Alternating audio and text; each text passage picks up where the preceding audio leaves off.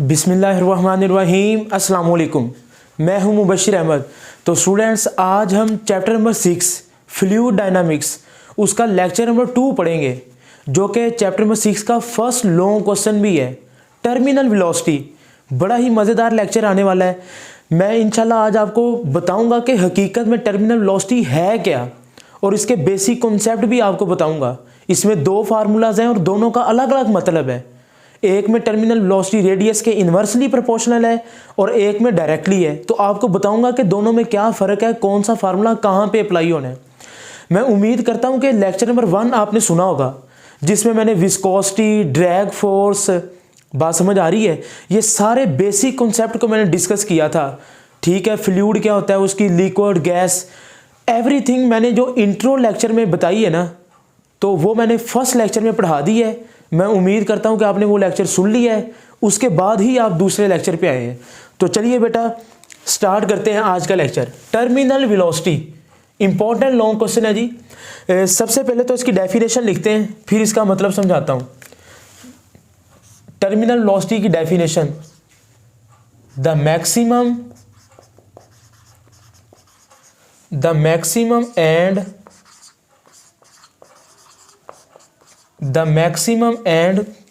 constant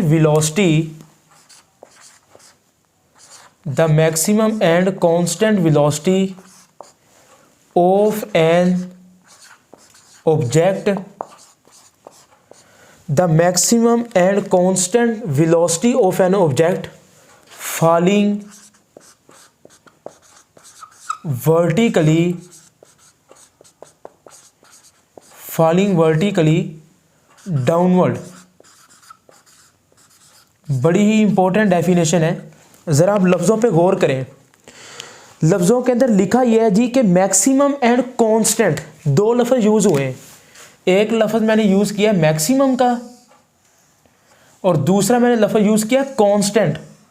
अब ये बात बड़ी इंपॉर्टेंट है बच्चे। अब हकीकत में कहानी कुछ यूँ है कि जब आप किसी बॉल को, किसी स्फेरिकल बॉडीज़ को, याद रखेंगे मैंने स्टोक्स लॉ के अंदर, ड्रैग फोर्स के अंदर लेक्चर नंबर 1 में ये बातें बताई थी कि स्टोक लॉ कहाँ पे अप्लाई होता है। Stokes law is valid only for spherical bodies. तो आपकी बुक वाला कहता है जी consider a fog droplet. Fog कहते हैं धुंध को, कि सपोज करें कि धुंध का कोई कतरा है और वो फॉलिंग वर्टिकली डाउनवर्ड, वो नीचे को आ रहा है। जब वो नीचे को आएगा तो ये मैंने उसकी डायग्राम आपके सामने शो किया, आपको सारी डायग्राम ये बोल के ये बता रही है। ज़रा लफ्ज़ों पे गौर करें। फ़र्ज़ करें this is a fog droplet. जब उसने अपनी वेलोसिटी शुरू की है, यानी कि वर्टिकली डाउनवर्ड है ना, यानी कि कोई भी बॉल है, जब आपने उसको फेंका है ना नीचे, तो जब आपने फेंकना है अभी, तो तब उसकी वेलोसिटी 0 है और एक्सेलरेशन मैक्सिमम है। A=G कितना होता है ग्रेविटेशन एक्सेलरेशन? 9.8। ज़रा आप एरोस पे गौर कीजिएगा। अच्छा, जब मोशन स्टार्ट होने लगी है तो वेलोसिटी 0 है, एक्सेलरेशन मैक्सिमम है। ओके, अब वेलोसिटी 0 का मतलब है कि अभी मोशन स्टार्ट नहीं हुई। जैसे ही आप उसको छोड़ेंगे, फॉग ड्रॉपलेट को या कोई स्फेरिकल बॉडी को, जब वो vertically downward, falling vertically downward, जब वो नीचे को आना शुरू करेगी, तो बच्चे आप देखेंगे कि उसकी वेलोसिटी आहिस्ता आहिस्ता बढ़ रही है। आप ज़रा, ये बॉल की राइट साइड है और ये बॉल की लेफ्ट साइड है, ज़रा लेफ्ट साइड पे गौर करें। पहले वेलोसिटी 0 थी और आहिस्ता आहिस्ता वेलोसिटी इंक्रीज़ की है। मिसाल के तौर पर 0 2 मीटर पर सेकेंड, 4 मीटर पर सेकेंड, 6 मीटर पर सेकेंड। आपने गौर किया, मैंने एरो से जाहिर कर रहा हूँ। इधर छोटा एरो है, थोड़ा सा बड़ा, उससे बड़ा। इसका मतलब यह है कि वेलोसिटी आहिस्ता आहिस्ता इंक्रीज कर रही है। वेलोसिटी इंक्रीज कर रही है। अच्छा, वेलोसिटी इंक्रीज कर रही है। राइट साइड पे देखें जरा, ये एरो बड़ा है ना, ग्रेविटेशनल एक्सेलरेशन आहिस्ता आहिस्ता कम हो रहा है। उससे छोटा एरो, उससे छोटा, उससे भी छोटा। तो बताना ये चाह रहा हूं कि जब कोई बॉडी वर्टिकली डाउनवर्ड फॉल करेगी, उसकी वेलोसिटी तो इंक्रीज कर रही है, gravitational acceleration Aahista Aahista decrease करता जाएगा। अगर आपको एक्सेलरेशन की बेसिक चीज़ें समझनी है ना, तो लेक्चर चैप्टर नंबर 3 में मेरा लेक्चर जाके सुने, जिसमें मैंने न्यूटन साइकिल लॉ, एक्सेलरेशन, सारी बेसिक चीज़ें पढ़ाई हैं। क्योंकि 9.8 ms-2 बच्चों को इस चीज की समझ नहीं होती कि ये चीज क्या है। इसका मतलब ये है कि 9.8 ms-2 का मतलब ये है ग्रेविटेशनल एक्सेलरेशन का 9.8 ms-2। बच्चे इसका मतलब यह है कि 9.8 ms-1 ओवर s, इसको ऐसे लिख सकते हैं ना। इसका मतलब यह है कि 1 सेकंड में इतना ग्रेविटेशनल एक्सेलरेशन कम हो रहा है। एक मसलन अगर इधर ग्रेविटेशनल एक्सेलरेशन 1 सेकंड के बाद फिर 10 मीटर पर सेकंड उसकी स्पीड कम होगी, यानी कि एक्सेलरेशन कम हो रहा है ना। एक वक्त ऐसा आएगा ग्रेविटेशनल एक्सेलरेशन कम हो रहा है, वेलोसिटी इंक्रीज कर रही है, होगा क्या अच्छा, जैसे ही ये ऊपर से नीचे आएगा तो बच्चे एक्सेलरेशन कम होता एक्सेलरेशन जीरो हो जाएगा। अच्छा, अब एक्सेलरेशन जीरो का मतलब क्या है? एक्सेलरेशन जीरो का मतलब ये है कि वेलोसिटी अब कांस्टेंट हो गई है। This is called terminal velocity. v का मतलब है वेलोसिटी, t का मतलब है टर्मिनल। अक्सर बच्चे सवाल करते हैं सर अगर ये टर्मिनल वेलोसिटी है, बहरहाल अगर आप इसकी डिटेल समझना चाहते हैं ना कि ग्रेविटेशनल एक्सेलरेशन कम कब हो रहा है, बढ़ कब रहा है, तो चैप्टर नंबर 3 का वो लेक्चर लाजमी सुनिएगा, क्योंकि अभी तो मैं अपने टॉपिक पे ही रहूंगा। तो when the velocity is constant, the maximum and constant velocity, और वेलोसिटी जब कांस्टेंट होगी तो एक्सेलरेशन जीरो होगा। एक्सेलरेशन की डेफिनेशन क्या थी? Rate of change of velocity. तो जब वेलोसिटी ही कांस्टेंट है, चेंज हो ही नहीं रही, तो एक्सेलरेशन तो जीरो है। अगर मैं टाइम का और टर्मिनल वेलोसिटी का ग्राफ ड्रा करूं तो आप देखेंगे जीरो से ये एक पैराबोलिक कर्व है, ऐसा ऐसा वेलोसिटी इंक्रीज कर रही है और एक वक्त आएगा कि जब ये कर्व स्ट्रेट हो जाएगी। इसका मतलब है कि वेलोसिटी कांस्टेंट हो गई है। इसका मतलब क्या है कि वेलोसिटी कांस्टेंट हो चुकी है। बात समझ रहे हैं? तो ये वेलोसिटी और टाइम का ग्राफ है, एक पैराबोलिक कर्व आएगी। ओके बच्चे, ये डेफिनेशन है, ये डायग्राम से मैंने समझाया और ये इसका ग्राफ है। अब मैं इसका प्रूव करवाता हूं आपको, जरा तवज्जो कीजिएगा। देखें जी, ये एक स्फेरिकल बॉडीज है, ठीक है, ये एक स्फीयर है। जब नीचे को आप फेंकेंगे तो कौन सी फोर्स होगी? Gravitational force Fg। आपको पता है ना, F इजिकल टू W और W इजिकल टू mg। और एक अपवर्ड फोर्स भी लगेगी जिसको आप क्या कहते हैं? Drag force. याद है, इसी से पिछले लेक्चर में मैंने पढ़ाया था drag force. Fd is equal to 6 pi eta RV। This is called drag force. When the upper force and downward force becomes equal, then we can say that the terminal velocity is achieved and the acceleration becomes zero। तो जैसे ही आपने उसको छोड़ा है, जब initial देखेंगे तो ये नीचे वाली फोर्स ज्यादा है, तो नेट फोर्स किसके इक्वल आ जाएगी? Gravitational force Fg minus Fd। जरा तवज्जो करें, Fg minus Fd, gravitational force minus drag force. ये F नहीं आएगा बल्कि F नेट आएगा, दोनों फोर्सेस को माइनस करके जो चीज आई है। अब net force according to Newton cycle F is equal to ma। Gravitational force किसके इक्वल है? Fg इजिकल टू W और W is equal to mg minus drag force 6 pi eta RV। अच्छा, जब देखें, जब एक्सेलरेशन जीरो हो जाएगा क्योंकि वेलोसिटी कांस्टेंट है, तो मैं क्या लिखूंगा? एक्सेलरेशन जीरो, तो ये आ जाएगा mg माइनस 6 पाई ईटा R। अब v के साथ मैं लिख दूंगा t। पहले नहीं मैंने लिखा, बाद में लिखा है। उसकी वजह, क्योंकि जब एक्सेलरेशन जीरो होगा तभी तो टर्मिनल वेलोसिटी आएगी ना। बात समझ आ रही है? तो एक्सेलरेशन जीरो से मल्टीप्लाई करा दे, जीरो ही आ जाएगा, ठीक है। mg minus 6 pi eta RVT, ये पूरी टर्म इधर आके प्लस हो जाएगी, तो क्या लिखेंगे? 6 pi eta RVT is equal to mg। ये स्टेप समझ आया आपको? ये माइनस की पूरी टर्म इधर आके प्लस होगी, तो टर्मिनल वेलोसिटी फिर किसके इक्वल आ जाएगी? Vt is equal to mg over, तो ये 6 पाई ईटा R मल्टीप्लाई हो रहा है, नीचे जाके डिवाइड हो जाएगा, तो 6 पाई ईटा R। तो this is the formula of terminal velocity. मैं इसको इक्वेशन नंबर 1 का नाम देता हूं। इक्वेशन नंबर 1 बड़ी ही इंपॉर्टेंट है। आपके एक्सरसाइज के तीसरे शॉर्ट क्वेश्चन में ये वाली इक्वेशन यूज हो रही है। Terminal velocity is equal to M G over 6 pi eta R, M G over 6 pi eta R. ये इक्वेशन वहां पर अप्लाई होगी जब दो चीजों का मैस कांस्टेंट होगा। जरा आप इस चीज को नोट करें, फिर मैं आगे मैस की वैल्यू पुट करवा के नेक्स्ट हम करते हैं। जरा शाबाश। तो जी बेटा ये बात आपने जहन में रखनी है कि ये इक्वेशन नंबर 1 सिर्फ और सिर्फ उस जगह पर अप्लाई होगी जब मैस कांस्टेंट होगा। देखें जी कांस्टेंट है 6 पाई ईटा, ठीक है, ये सारी चीजें तो कांस्टेंट है। अब ये इक्वेशन m ओवर r के इनवर्सली प्रोपोर्शनल है। तो जब मैस कांस्टेंट होगा तो फिर ये टर्मिनल वेलोसिटी रेडियस के इनवर्सली प्रोपोर्शनल होगी। मेरी बात आप समझ रहे हैं? यानी कि when the mass is constant then terminal velocity is inversely proportional to.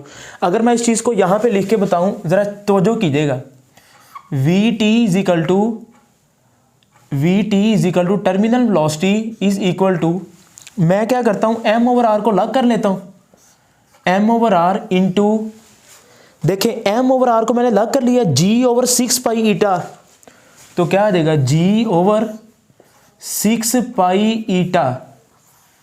ये देखें यही इक्वेशन नंबर 1 नहीं है, मैंने m ओवर r को अलहदा कर लिया है, g ओवर 6 पाई ईटा को अलहदा कर लिया है। अब जरा देखें g कांस्टेंट है 9.8, 6 कांस्टेंट है 3, पाई क्या होता है 3.14, eta is a constant term, coefficient of viscosity.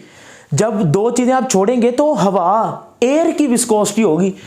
ये चीजें अगर कांस्टेंट है, अगर ये चीजें कांस्टेंट है तो इक्वल और कांस्टेंट मिलकर प्रोपोर्शनैलिटी बनाएंगी। तो मैं ये कहूंगा कि terminal velocity is directly proportional to mass and inversely proportional to radius.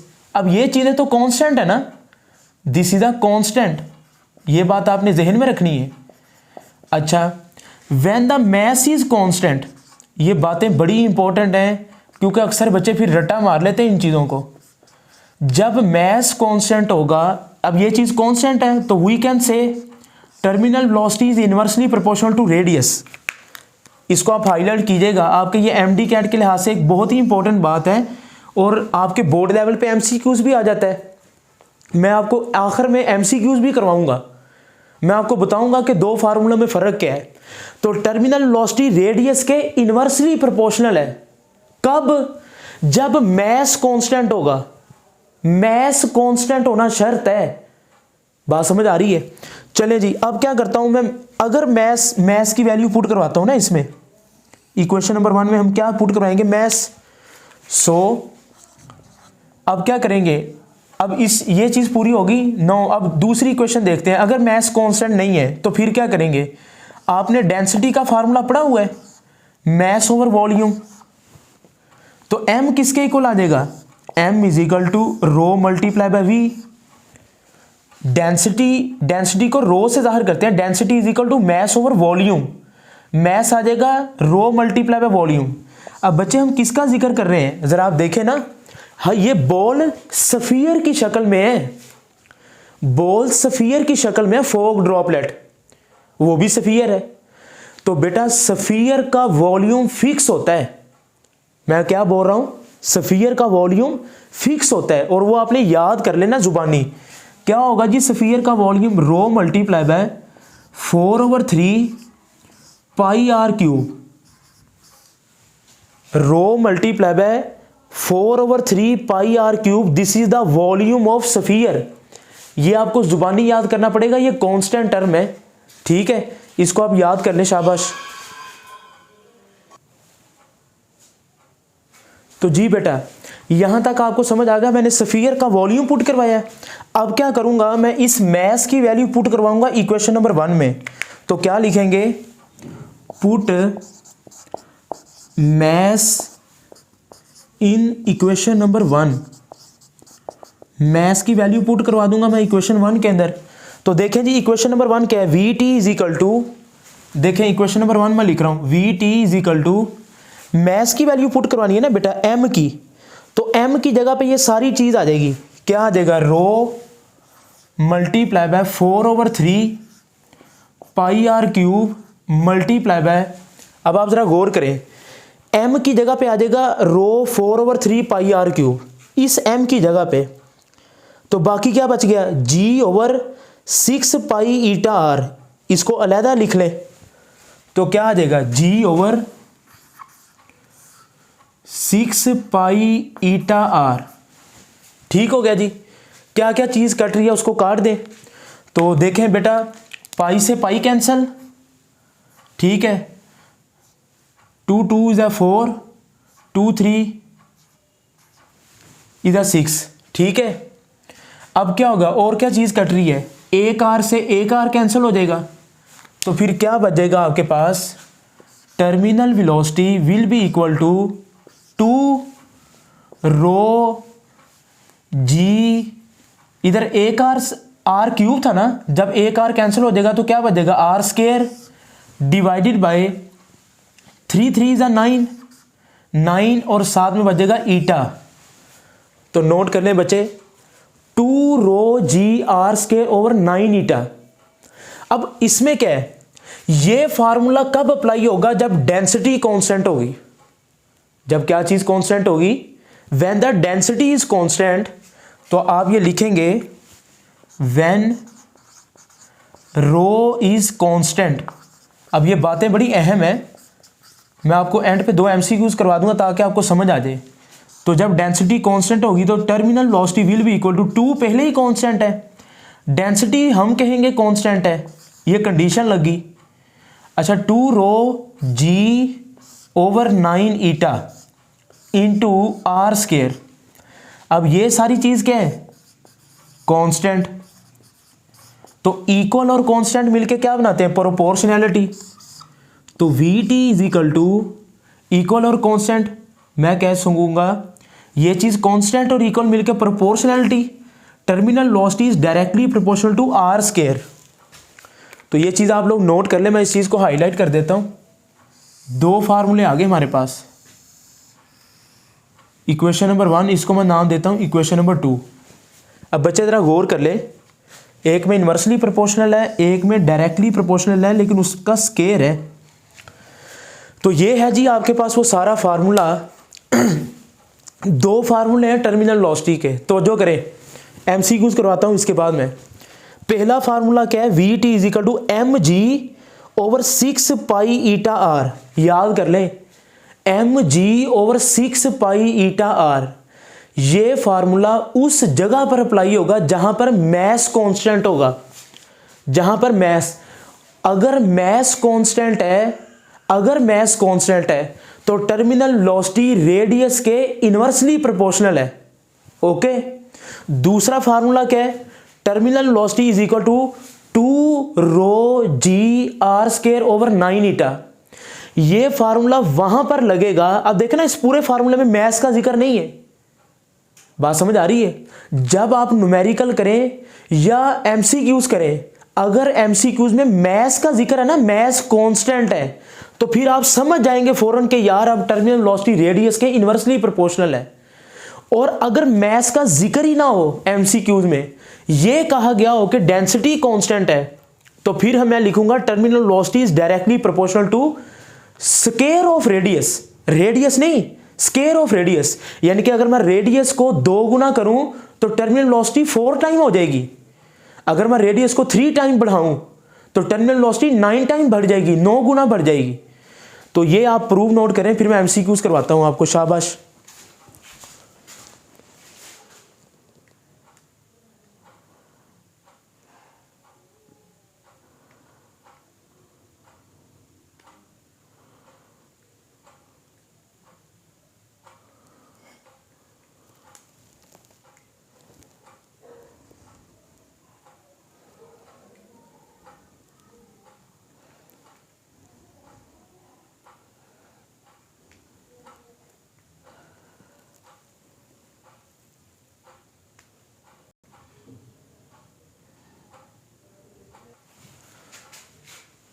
तो जी बेटा अब आपके सामने 2 MCQs लिखे हुए हैं और दोनों में दोनों इक्वेशनों का जिक्र होगा। अब जरा तवज्जो करें, ए बॉल ऑफ प्लास्टिक, एक प्लास्टिक की बॉल है, and a ball of iron, एक बॉल प्लास्टिक की है और एक बॉल आयरन की है, इसका मतलब क्या है कि इनकी डेंसिटी डिफरेंट है।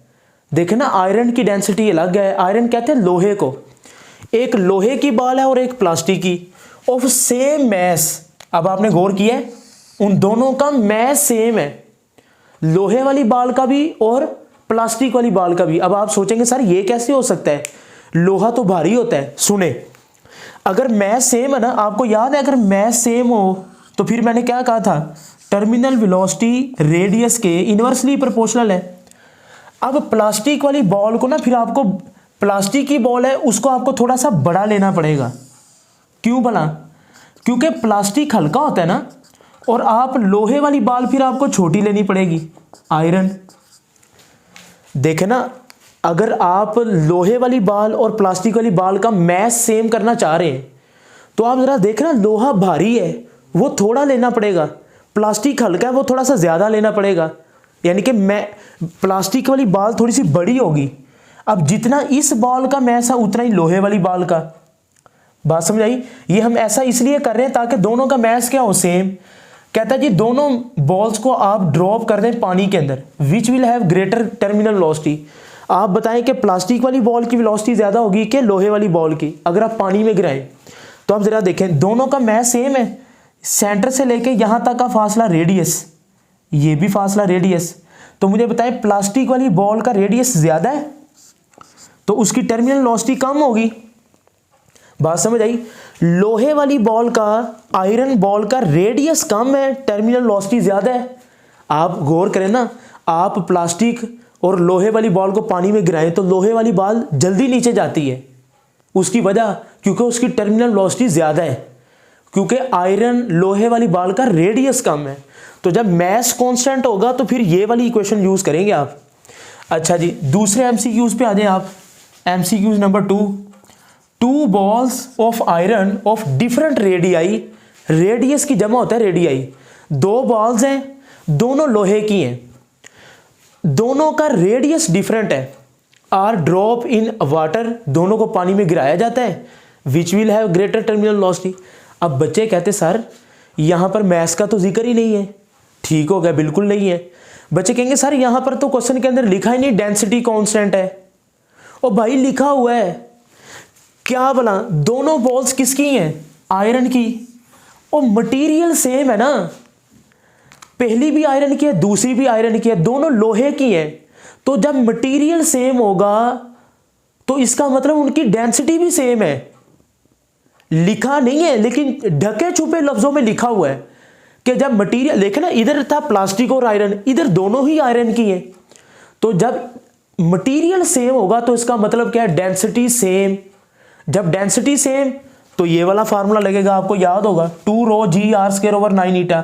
तो फिर टर्मिनल वेलोसिटी रेडियस के स्क्वायर के डायरेक्टली प्रोपोर्शनल।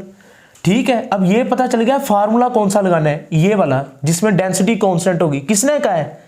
क्योंकि दोनों लोहे की हैं, मटेरियल सेम है। अब डिफरेंट रेडियाई, एक बॉल बड़ी ले लेते हैं एक छोटी, दिस इज बिगर बॉल, ये बड़ी बॉल है और ये स्मॉलर बॉल है। ठीक है, अब किसकी टर्मिनल वेलोसिटी ज्यादा होगी, जिसका रेडियस ज्यादा होगा। तो इसका रेडियस ज्यादा है तो इसकी टर्मिनल वेलोसिटी भी ज्यादा होगी। बात समझ आई? तो जिसका रेडियस ज्यादा होगा ना, जो बड़ी बॉल होगी, वो जल्दी पानी के अंदर ड्रॉप हो जाएगी। तो आई होप कि बेटा आपको टर्मिनल वेलोसिटी समझ आ गई है, कौन सा फार्मूला कहां पे लगाना है। जब मैस कांस्टेंट है, जब डेंसिटी कांस्टेंट है।